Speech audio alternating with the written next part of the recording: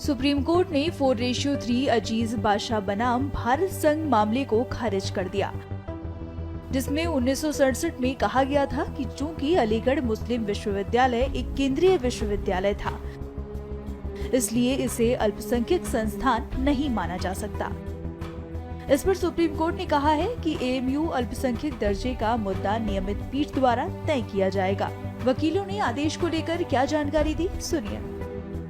अजीज बादशाह ने ये कहा था कि अगर एक कानून के तहत एक एजुकेशनल इंस्टीट्यूशन एस्टैब्लिश हुआ है तो इसका मतलब माइनॉरिटी नहीं है वो, अगर कानून के तहत हुआ है तो वो फाइंडिंग ओवररूल हो गई है, क्योंकि शहजान जी ने कहा अगर एस्टैब्लिश अगर हुआ है, अगर खत हैं, लेटर्स हैं, जिससे साफ स्पष्ट होता है कि इस इंस्टीट्यूशन का पर्पस ये था कि वो माइनॉरिटी के लिए एजुकेशन लाए, तो माइनॉरिटी इंस्टीट्यूशन होगा।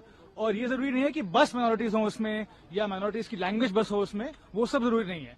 एज लॉन्ग एज उसका मेन पर्पस हो माइनॉरिटी एजुकेशन के लिए, तो वो काफी है। अलीगढ़ मुस्लिम यूनिवर्सिटी के माइनॉरिटी का मामला वो अब आगे की रेगुलर बेंच डिसाइड करेगी। ये एक रेफरेंस आया था, इसमें इनको ये डिसाइड करना था कि अजीज बादशाह का जो जजमेंट जो सुप्रीम कोर्ट ने दिया था 5 जजेस ने, क्या वो करेक्ट था या वो करेक्ट नहीं था। एक तो ये इशू था, और दूसरा ये इशू था सुप्रीम कोर्ट की बेंच के सामने कि इंडीसिया क्या होने चाहिए किसी भी इंस्टीट्यूशन को माइनॉरिटी डिक्लेयर करने के लिए। व्हाट शुड बी द इंडीसिया, किन्होंने उसको इस्टेब्लिश करा, किसने उसके अंदर फंड्स दिए, किसने उसके एडमिनिस्ट्रेशन को चलाया, वो सब चीजों को कोर्ट ने आज डिसाइड करा है।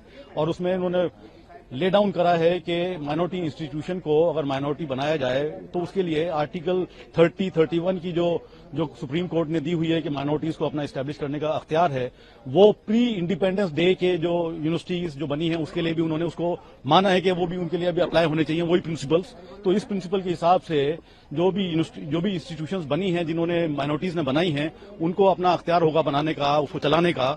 और ये जो अलीगढ़ यूनिवर्सिटी का मेन मामला था जिसके अंदर वो माइनॉरिटी का मामला उसका अटक रहा था, वो एक अजीज बादशाह का जो जजमेंट था 5 जजेस का, जिसमें उन्होंने बोला था कि यूनिवर्सिटी जो है ये एक्ट ऑफ पार्लियामेंट की वजह से बनी थी, ये एडमिनिस्ट्रेशन और वो सब चीजें जो है उसको इस्टेब्लिश नहीं कर पाने वाली बात जो है उसके अंदर रह गई थी, तो उसको आज सुप्रीम कोर्ट ने ओवर रूल कर दिया है। और ये रेफरेंस के बाद अब ये नॉर्मल कोर्ट के सामने ये रेफरेंस के जितने भी इश्यूज डिसाइड हुए हैं नॉर्मल कोर्ट के सामने जाएंगे और वो उसके बाद उसको डिसाइड करेंगे। यूनिवर्सिटी के मामले को, एएमयू के मामले को भी उसको डिसाइड करेंगे इस रेफरेंस की लाइट में। एक चीज और बोलना चाहूंगा, एएमयू को लेकर जो भी पूरा माइनॉरिटी मामला रेगुलर बेंच सुनवाई करेगा, लेकिन इसमें कुछ क्राइटेरिया भी रखा गया, क्राइटेरिया भी होगा जो है तय करेगा कि माइनॉरिटी दर्जा दिया जाए ना दिए। क्राइटेरिया क्या होगा, क्या कुछ उसमें? देखिए क्राइटेरिया वही है, इंडीसिया उसमें यही बोला गया था, what will be the indicia for deciding a institution to be a minority institution. तो माइनॉरिटी इंस्टीट्यूशन को बनाने के पीछे क्या मकसद था, किन लोगों ने बनाया उसको, क्या उनकी मंशा थी, क्या उनका कॉरेस्पॉन्डेंस हुआ था डिफरेंट इंस्टीट्यूशन से, डिफरेंट गवर्निंग बॉडीज से, और किन्होंने उसके लिए फंड्स को इकट्ठा करा है, किन्होंने उसके बिल्डिंग्स के लिए पैसा इकट्ठा करा है, वो सब चीजों को ध्यान में रखते हुए वो माइनॉरिटी का इंस्टीट्यूशन डिसाइड करा जाएगा। अलीगढ़ मुस्लिम विश्वविद्यालय की कुलपति नईमा खातून और मुस्लिम यूथ एसोसिएशन के अध्यक्ष मोहम्मद आमिर रशीद की इस आदेश पर क्या प्रतिक्रिया रही, सुनिए। We honor the judgment, that's all. We will wait and we will discuss with our expert for the next course of action.